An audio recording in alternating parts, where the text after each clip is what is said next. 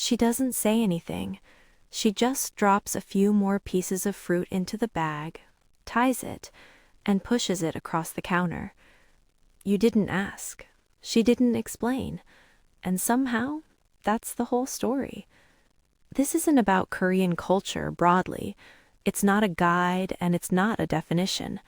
It's about one word, Chung, and why I've spent years trying to translate it, and why I've mostly given up. Chung isn't love. It isn't friendship. It isn't exactly kindness either. It's something quieter than all of those, an attachment that forms slowly through time and repetition and small, unrequested acts. And the strange thing is, you often don't know it's there until something removes it. This is one person's experience of that feeling. I can't speak for every Korean, and I'm not trying to, but I can tell you what Chung has looked like in my life, and what it felt like when I looked for it somewhere else, and found only the space where it should have been. At a market stall, a few extra pieces of fruit dropped into the bag without comment. At a restaurant, a favorite dish refilled before anyone noticed it was running low. At the door, after a long visit, arms that wouldn't let you leave empty-handed. Something wrapped, something tucked in, a small weight added before you could say goodbye. These are ordinary moments, easy to miss entirely. I grew up with them, in markets, in relatives' kitchens, in friendships that express themselves mostly through food. And small favors done in silence. And what I noticed over years was that none of these moments came with explanation. No one said, "I'm doing this because I care about you." They just did it. A voice from across the room, "이것도 가져가." Take this too. In Korean, there's a phrase, 정을 나눈다, to share 정. What's interesting is that it doesn't require closeness. You can share 정 with a neighbor you barely know, a shopkeeper you've visited every week for 3 years, a stranger who simply decides, for reasons that need no explanation, that you look like you could use a little more. It isn't intimacy. It's something else. It's familiarity, doing quiet work. And the first time I tried to explain this to someone who hadn't grown up with it, I realized I didn't have the right words. Familiarity, doing quiet work, and the difference between that and love matters more than it sounds. So what is Chung exactly? The dictionary will tell you the warmth that quietly accumulates between people over time. That's a reasonable start, but dictionaries deal in outlines. Chung has texture. Chung has weight.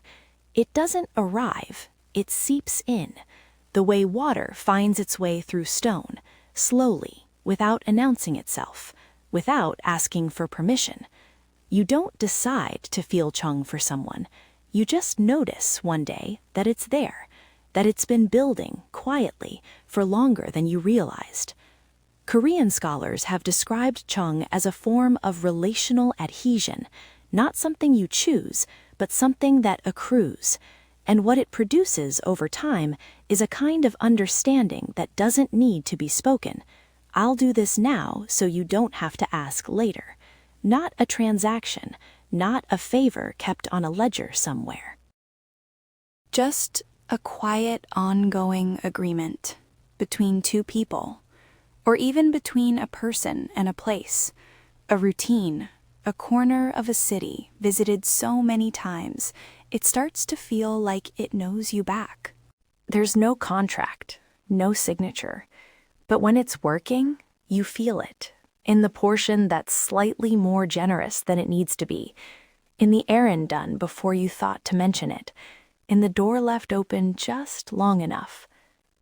Chung isn't what you say to someone, it's what you do before they have to ask, and it only holds when both people already know this, without it ever being said. But warmth usually floats. Chung has a little weight to it, just enough that you feel it when you move. And weight, depending on how it's carried, can be a comfort or a burden. Chung given freely, without expectation, without accounting, that's the version that stays warm long after the moment has passed. But there's another version, chung that arrives too quickly, before any real time has been spent, before anything has actually been earned. Chung offered as assumption rather than accumulation. I encountered this most clearly when living abroad. There were Korean communities in those cities, people far from home, looking for something familiar, and sometimes, almost immediately, a kind of closeness was extended, a warmth, an unspoken invitation to belong, and I found myself stepping back, not out of coldness, not because I didn't understand the impulse, I did, but what was being offered felt less like chung and more like the silhouette of it, the gesture without the history behind it. Accepting it would have meant agreeing to something I hadn't actually felt yet. Because chung cannot be rushed. It cannot be handed over like a key. When it's pressed on someone who isn't ready or who simply doesn't feel it, it curdles. It stops being an offering and becomes a demand dressed in warmth.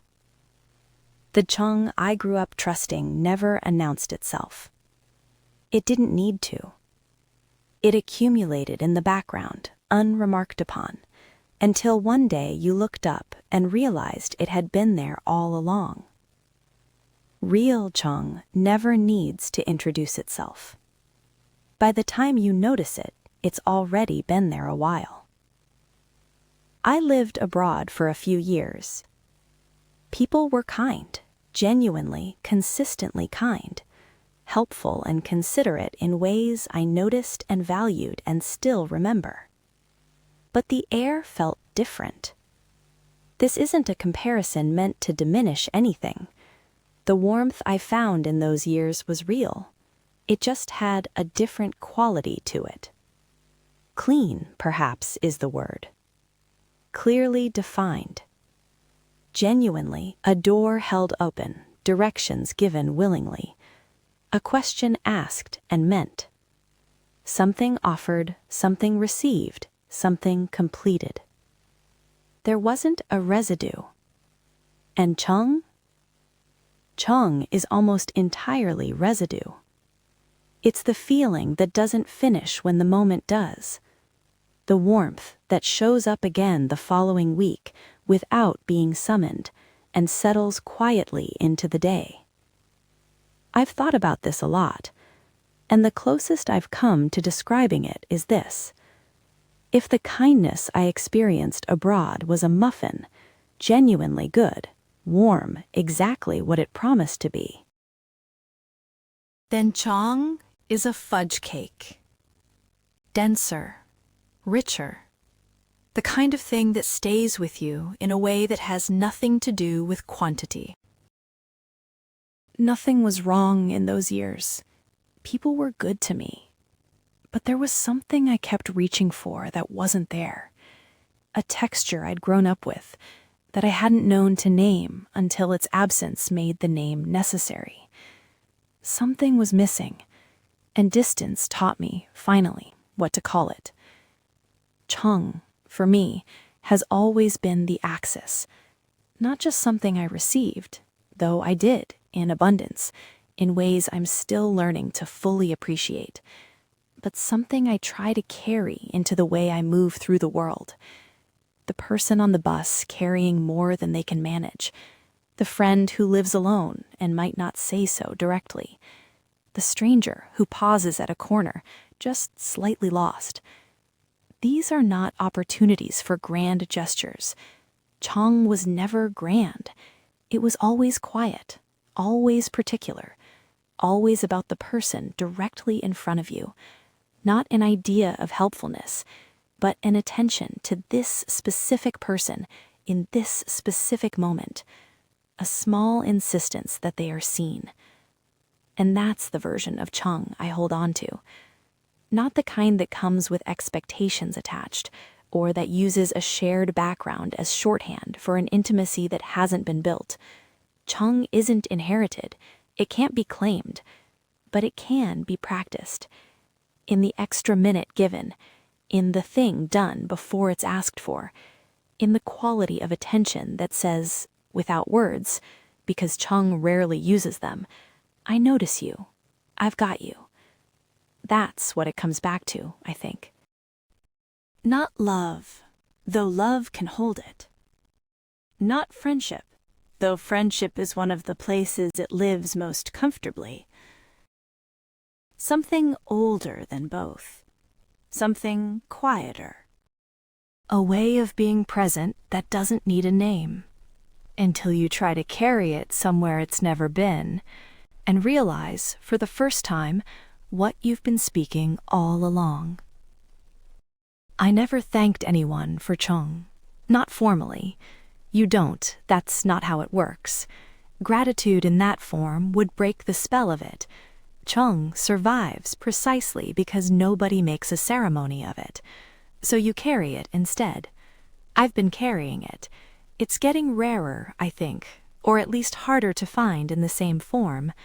The rhythms that once made Cheng so ordinary, the shared stairwell, the market corner you returned to every week, the neighbor whose door you knew by sound, those rhythms are changing. Cheng hasn't disappeared, but it's become more occasional, more surprising when it arrives, perhaps because of that, more precious. I find myself wondering sometimes whether it can survive the pace of things, whether it belongs to a particular kind of life, slower, more rooted, more communal, that's becoming harder to live, whether the generations growing up now will have the word without the feeling, the way some people know the name of a dish they've never tasted, or whether Cheng is more resilient than that, whether it finds its way through the way it always has, not through declaration, but through accumulation, through the small, repeated, unannounced act. And that's the question I can't quite settle, not as a worry, but as a kind of wondering. Cheng is something that survives on its own? Or does it need people who remember to practice it, who choose in small ways and in ordinary moments to press a little more into the bag?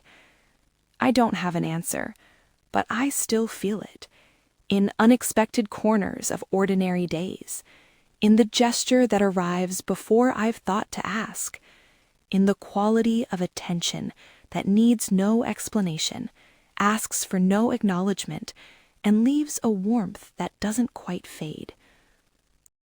정을 나눈다. To share Cheng. To see the person in front of you and quietly let them know. Maybe that's enough.